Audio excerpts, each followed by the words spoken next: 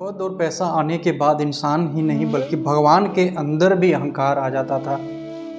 इसी टॉपिक पर आज बात करूंगा, दो टॉपिक पर आज बात करूंगा। एक पद और पैसा और अहंकार, और दूसरा कि जब भी आप कोई काम करते हैं और उस काम के प्रति अगर आपका उद्देश्य किसी को नीच दिखाना, किसी को अपमानित करना होता है तो उस काम में आपको कभी सफलता नहीं मिलता है। बस इसी दो मुद्दे पर आधारित आज भक्ति स्पेशल एपिसोड है। वीडियो के लास्ट तक आप लोग बने रहिएगा, और अगर चैनल को सब्सक्राइब नहीं किए हैं सब्सक्राइब कर लीजिए, अगर फेसबुक पर देख रहे हैं तो फॉलो कर लीजिए।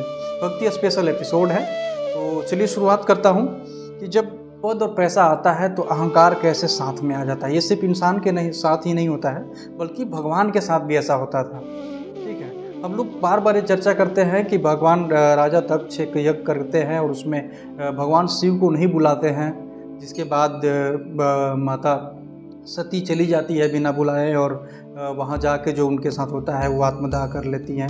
लेकिन इसके पीछे का स्टोरी क्या था? आखिर सारे देवताओं को बुलाने के बाद राजा दक्ष अपने ही दामाद भगवान शिव शंकर को क्यों नहीं बुलाएं? तो इसके पीछे का कहानी मैं बताऊंगा।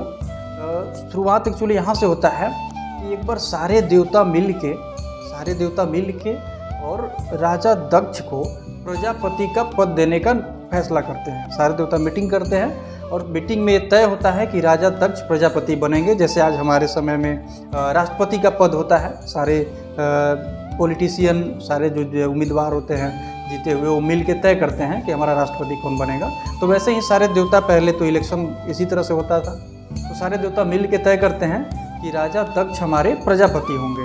तो एक सभा बुलाया जाता है, एक डेट फाइनल होता है, और डेट फाइनल करके और सभा बुलाया जाता है। वहाँ पर चेयर लगाया जाता है, राजा दक्ष के लिए स्पेशल सोफा का व्यवस्था होता है, और बाकी सारे जितने देवता होते हैं उनके लिए प्लास्टिक का चेयर साइड में लगाया जाता है। तो अब सारे देवता अपना बताए हुए टाइम के अनुसार डेट पर टाइम पर पहुंच जाते हैं। भगवान शंकर सबसे पहले पहुंचते हैं, लेकिन आप सब जानते हैं कि भगवान शंकर बहुत ही सिंपल और साफ कैरेक्टर के, जहाँ बैठते हैं एक बार एकदम लीन हो जाते थे, अपना एकदम अलग ही दुनिया में खो जाते थे, तपस्या में लग जाते थे। तो भगवान शंकर सबसे पहले सभा में गए, लेकिन जाके वहाँ और सबसे पीछे, अब वो मोदी जी तो है नहीं कि जहाँ कैमरा देखे बस उधर चेहरा घुमा लिए, तो एकदम अलग कैरेक्टर के आदमी थे।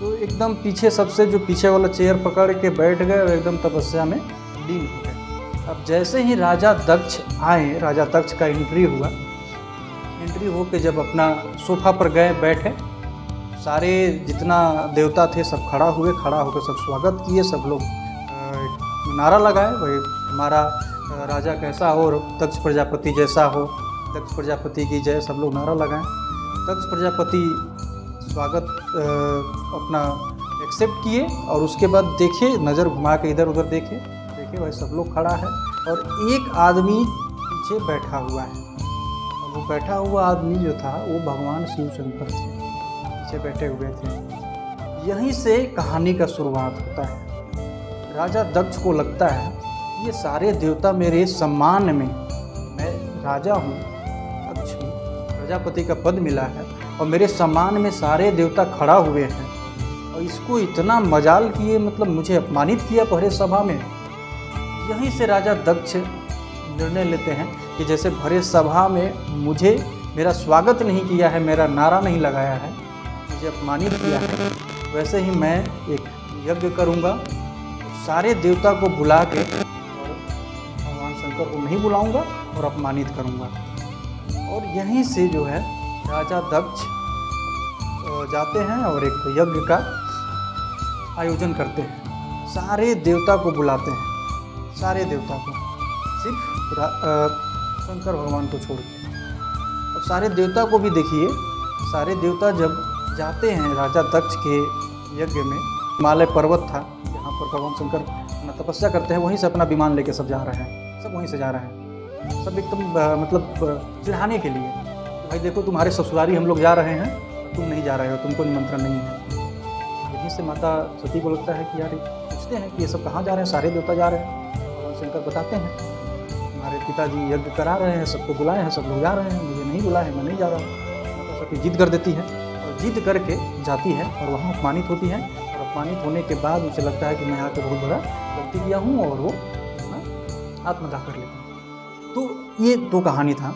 एक जहाँ पर जब पद और पैसा, जैसे ही राजा दक्ष को एक पद आया, कि पद और पैसा ये दोनों ऐसा चीज़ है ना कि जब भी किसी के पास, चाहे वो इंसान हो या देवता हो, किसी के पास अगर आता है तो अकेले नहीं आता है, ये हमेशा पद और पैसा जब भी आएगा तो अहंकार साथ में लेके आएगा, पहला चीज़। दूसरा, अगर आप कोई भी काम करते हैं और उस काम का उद्देश्य, उस काम के प्रति आप करके और किसी को नीच दिखाने का, किसी को अपमानित करने के लिए अगर करते हैं तो उस काम में आपको कभी सफलता नहीं मिलेगा। ये बात का प्रमाण है राजा दक्ष का यज्ञ, क्योंकि राजा दक्ष यज्ञ इसलिए करा रहे थे कि वो भगवान शिव को अपमानित कर सके, और उसके बाद का रिजल्ट क्या हुआ वो आप लोग को अच्छे से पता होगा। अगर नहीं पता होगा तो अगले एपिसोड में मैं लेके आऊँगा। जय हिंद, नमस्कार।